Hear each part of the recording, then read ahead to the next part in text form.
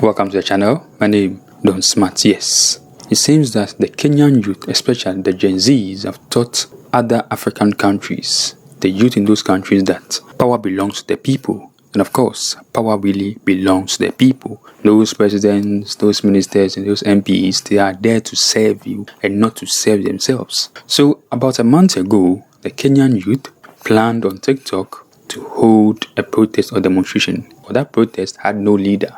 It was very effective, and they held that protest for a month plus. Yes. And what was the reason for that protest? They demanded that the president, William Ruto, who were campaigning, lied to them that, he would make things better. In fact, it was said that he held a hassless campaign. The people trusted him. He said he would make things better. He would reduce taxes. He comes into office and then he rather doubles and then triples taxes. Now, Parliament in Kenya wanted to introduce more taxes, and so they were about to bring, the budget, which they call the finance bill. When Kenyans planned that protest, the hashtag for that protest was Reject Finance Bill 2024.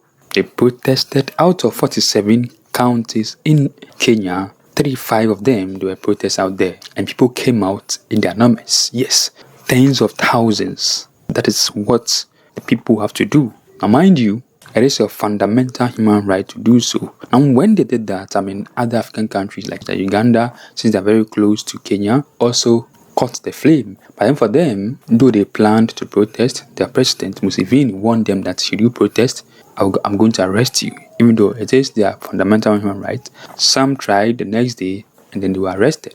And Nigerians also, have planned to do so. Ghanaians have also planned to do so. Now let's go back to Nigerians. Yes, Nigerians have planned a protest which is to start from the 1st of August and then to the 15th of August. Yes, that's a 2-week protest. And why do they want to protest? Now, you know their president, right? Bola Ahmed Tinubu, BAT for short. There's someone who rigged his way to power. The elections was rigged. The head of the Electoral Commission, but they in Nigeria, they call it INEC, also rigged the election for them. The courts were all in their favor, and so his win was sustained. Now, on the first day he was sworn into office, he was like, okay, let me make these people suffer. On the first day, he took away fuel subsidy. Now, there is someone who back in the day when Goodluck Jonathan was the president, held so many protests when Goodluck Ebele Jonathan wanted to take away fuel subsidy. He held so many taxes, he held so many protests, so he is known for a protest. Now, Nigerians today want to hold a protest, and then the president is telling them that you cannot hold a protest. Things are very bad in the country. High inflation, high cost of living, bad governance, corruption, mismanagement of the economy. Now, before I forget, the tag Nigerians have given this protest, which is to take place on the 1st, the 15th of August, is End Bad Governance. People are really suffering in that country.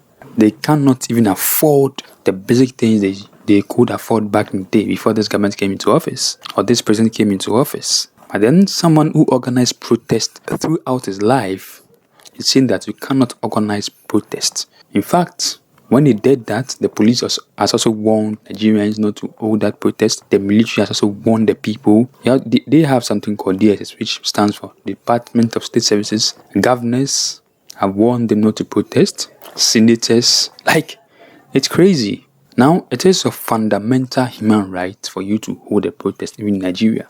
In Ghana here, if you want to hold a protest, you need to notify the police 5 days ahead of time. Here in Ghana too, if you want to hold a protest, you will inform the police 3 months, 2 months to the time it is to be organized. They will wait. When it's a day or two, they'll run to the court and then make the court grant them an injunction for you not to be able to hold that protest. Crazy. Now, even the daughter of the president is telling people, market women, not to allow their children to come out and protest. And things are bad in the country. The currency has depreciated so badly, people cannot take it anymore. And so, yes, they want to protest. And, there's this traditional festival that they hold every year. Now, since they heard that these people want to hold that protest, they have set or moved the day to the day that the protest will take place, which is the 1st of August. Like, this man has bribed everybody in the country. People are suffering. They are saying that you came in just a year and see how things are going. In fact, this president, Bola Ahmed Tinubu, when he came into office, has bought a presidential jet. He has also bought presidential yacht. Like, seriously?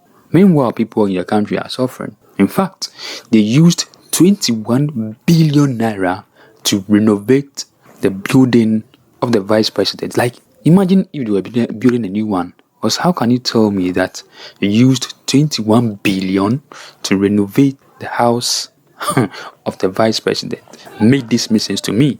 Before I continue, don't forget to subscribe, comment, share, and very important to me, subscribe.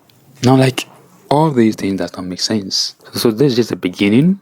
Some people have even begun before the 1st of August, which is the agreed date for most Nigerians to do so. Now, mind you, some people are holding counter protest, saying that, oh, say no to protest. I'm like, are these people okay? The same way here in Ghana too, if people want to protest, some would go against. I'm like, do these people live in outer space? Don't they live in Ghana here too? I won't talk that much, but then please don't forget to like this video, comment, share, and very important to me, subscribe. The small that I'm about to bring you on this Nigerian protest, for me, I think that it's something good that they have to do. A peaceful protest, that's what I mean, not a violent one.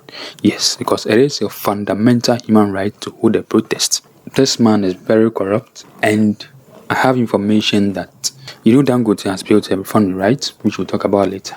Okay, now since he took out the fuel subsidy, he's paying it to himself, even though people are suffering, but then he's paying it to himself. I won't talk that much. Let me end here. But Nigerians are ready to hold that protest, a peaceful one. They said they would not listen to anybody. Now let me end here. Okay, we'll talk more on this protest. This is just the prelims of everything that you need to know. And then as the days go by, I'm going to give you everything. So now let me end here. See you in my next video. Bye. Again, don't forget to like, comment, share, and very important to me, subscribe.